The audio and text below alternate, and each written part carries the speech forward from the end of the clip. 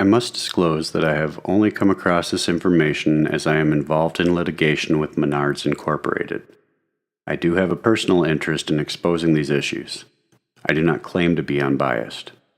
The facts that I present, however, are publicly available and entirely verifiable. Steve Hilbert was the partner of John Menard. Mr. Hilbert's wife filed a lawsuit against Mr. Menard for sexual harassment, assault, battery, extortion, and other claims. The lawsuit alleged that Mr. Menard asked her for sexual favors in 2011, which she declined. John Menard then allegedly touched Miss Hilbert inappropriately several times. When she continued to refuse his unwanted advances, Mr. Menard threatened that there would be severe financial consequences. Miss Hilbert dismissed his initial advances as drunken nonsense, but he repeated his advances the next day. When she refused again, Mr. Menard then went on to retaliate against friends and family of the Hilberts. He fired his own partner, Steve Hilbert. He canceled contracts with Todd Hilbert, their son, and even canceled a business contract with Melania Trump, who was a friend of the Hilberts. But it doesn't stop there. Mr. Menard also fired another friend of Miss Hilbert, who he also allegedly sexually assaulted and who repeatedly rebuffed his advances. This friend was Lisa Trudeau, the wife of former Indianapolis Colts quarterback Jack Trudeau. Furthermore, John Menard was successfully sued for gender discrimination in the case of his female chief financial officer, who he underpaid by over $1 million. Menard began penalizing his managers if a store unionized. That's something that's every employee's legal right. He cut his managers' pay by a full 60% if a store decided to unionize. Mr. Menard was a major donor to the Koch brothers-led anti-union program. I personally believe unions have outlived much of their usefulness, but penalizing your managers for employee unionization is just wrong on every level. John Menard also decided to penalize management for such offenses as $10 for every 15 carts in the parking lot and $100 per minute for late store openings. Many Menards locations searched the lunch boxes and personal effects of their employees leaving the store. John Menard prohibits his managers from building or improving their homes, on the chance they could theoretically steal building supplies from him. He even would send private investigators to regular employees' homes who were engaging in small-scale home improvement projects to ensure they were not stealing from him. He was literally sending PIs to spy on his own employees at their own homes. A columnist for the Minneapolis Star-Tribune once described Menard's manner of handling an employee as, quote, something exhumed from the Bronze Age with all its primitive logic intact, end quote. This brings us to the despicable case of Eldon Helgett, a lumberyard manager for Menards located in Burnsville, Minnesota, who worked for the company for 13 years. Mr. Helgett had a daughter who became disabled. Not being able to find a home to accommodate his daughter's special needs, Mr. Helgett wished to build a new home that was handicapped accessible, so his wife did not have to carry their daughter throughout the house anymore. Larry Menard, Eldon's boss, said there was no exception to the rule that managers could not build houses. So Mr. Helgett was given the option that he could take a lower-level job and nearly 50% reduction in pay.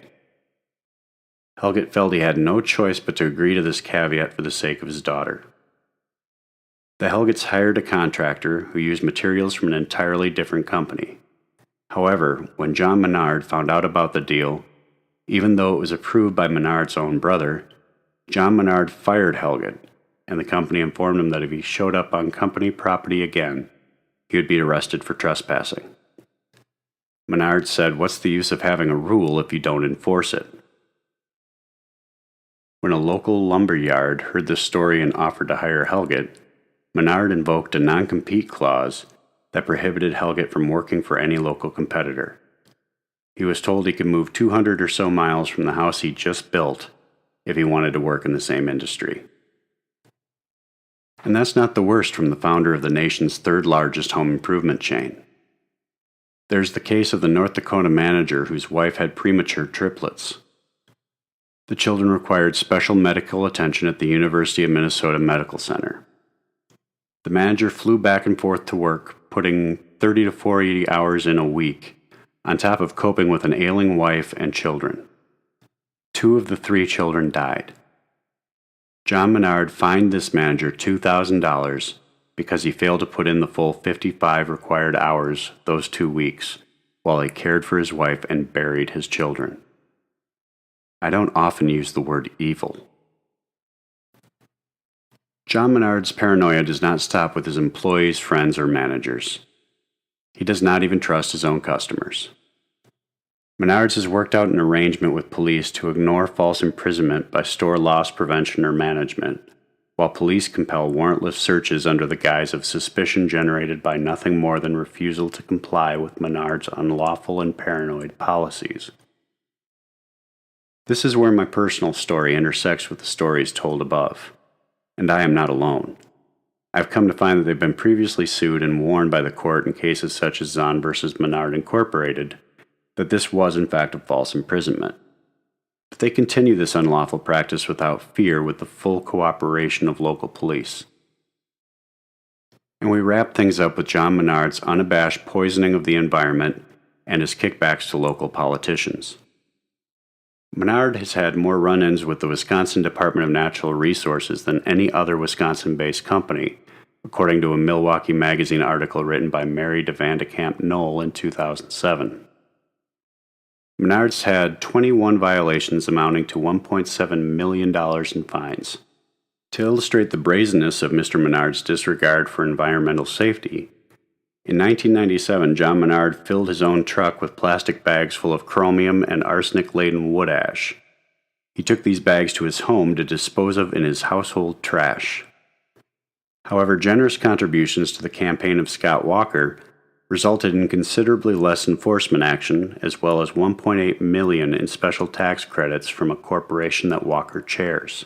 I guess you really can save big money at Menards, if you are willing to violate federal labor laws, treat your employees like criminals, imprison your customers, walk out on your contracts, pay off politicians, and poison the environment.